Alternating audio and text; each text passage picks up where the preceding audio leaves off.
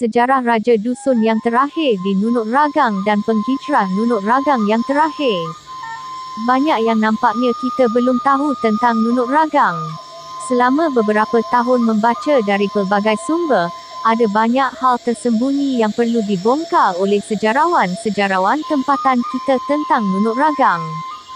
Baru-baru ini saya membaca salah satu sejarah lisan dusun tentang Nunuk Ragang, bahawa penempatan tersebut telah diasaskan sejak tahun 661 Masihi, iaitu kira-kira pada zaman Poni kuno.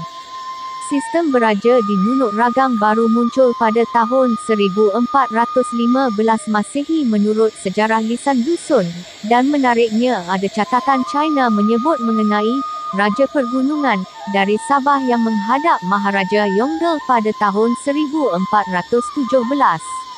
Raja pertama Nunuk Ragang pada tahun 1415 bernama Raja Lisot, dan menurut catatan China, raja ini memakai gelaran seperti Raja-Raja Majapahit, iaitu Paduka Prabu.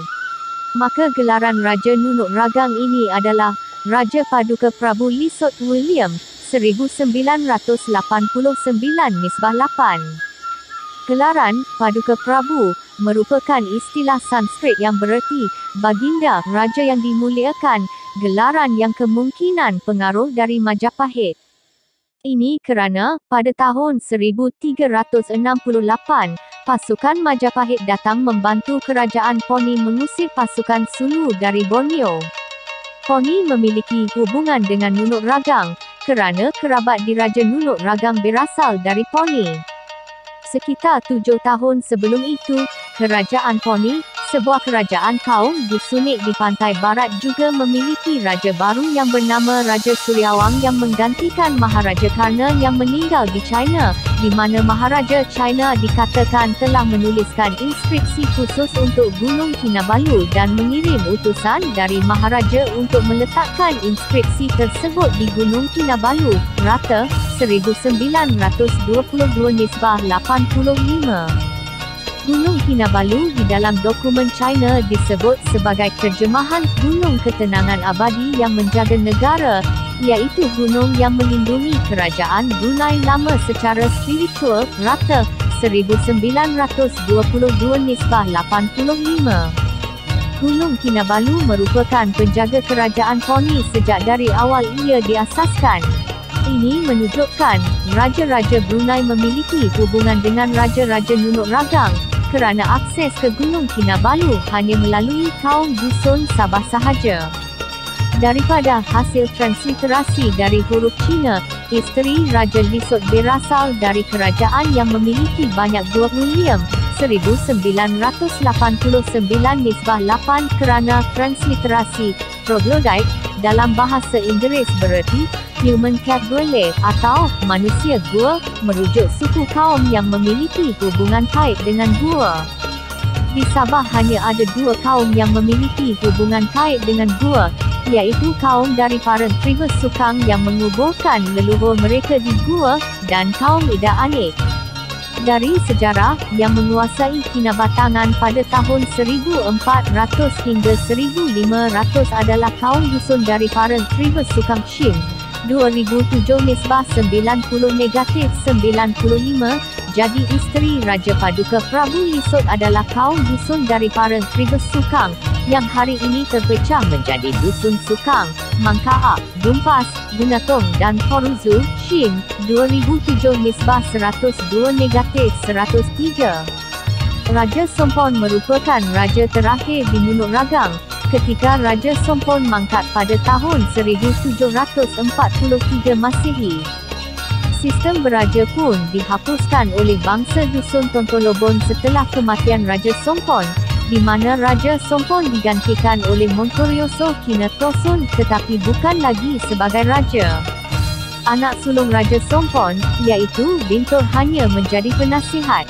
Sistem beraja di Nunuk Ragang hanya bertahan selama 328 tahun, dengan 5 orang raja yang memerintah, sebelum dihapuskan oleh Wangsa Tontolobon.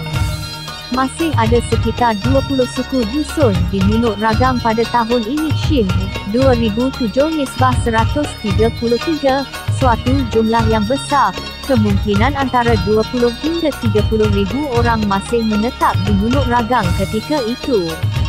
Mereka kemudian berhijrah keluar secara besar-besaran sekitar tahun 1780 Masehi Shin, 2007 Nisbah 141, di mana ini merupakan penghijrahan terakhir kaum dusun dari Nunuk Ragang, di mana antara suku-suku dusun yang berhijrah pada saat ini adalah suku-suku seperti Liwan, Tindal, Kujau, Tagahas, Bundu, Tinagas, Hogosinan, Talantang, Sinulihan, Ibaba, Dohoan, dan sebagainya. Shin, 2007 Nisbah 153 negatif 201. Suku-suku ini merupakan suku-suku dusun yang kuat dan berperan besar di dalam sejumlah penentangan melawan penjajah di zaman British. Antara pemimpin dusun dari kelompok penghijrah Nunuk Ragang yang terakhir, Wangsa Tontolobon, yang menentang British adalah seperti Kandurong, Si Gantok dan Si Langkap yang berketurunan Tagahas. Si Gunting pula berketurunan Liwan. Beberapa pemberontakan melawan British seperti pemberontakan Keningau tahun 1896 dilancarkan oleh suku Kujau. Sementara pemimpin dusun paling terkenal di zaman British adalah Gun Sanat, dari suku dusun Kujau. Kerana kemahiran mereka di dalam peperangan, banyak pahlawan dari suku dusun Liwan, Bundu, Tagahas, dan Tohoan yang diperintahkan oleh British untuk mengikuti perang melawan suku kaum Murut di kawasan Tenom sampai ke Rundung.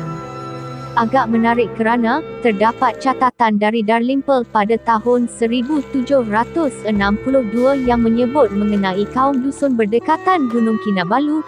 Dia menuliskan demikian, ke arah Gunung Kinabalu, di sekitarnya, terdapat penempatan kaum dusun yang tidak terjumlah banyaknya, di mana mereka memiliki penguasa sendiri di sini, tetapi di luar kawasan tersebut hanyalah ketua suku atau orang kaya. Dalrymple, 1793 Nisbah 535.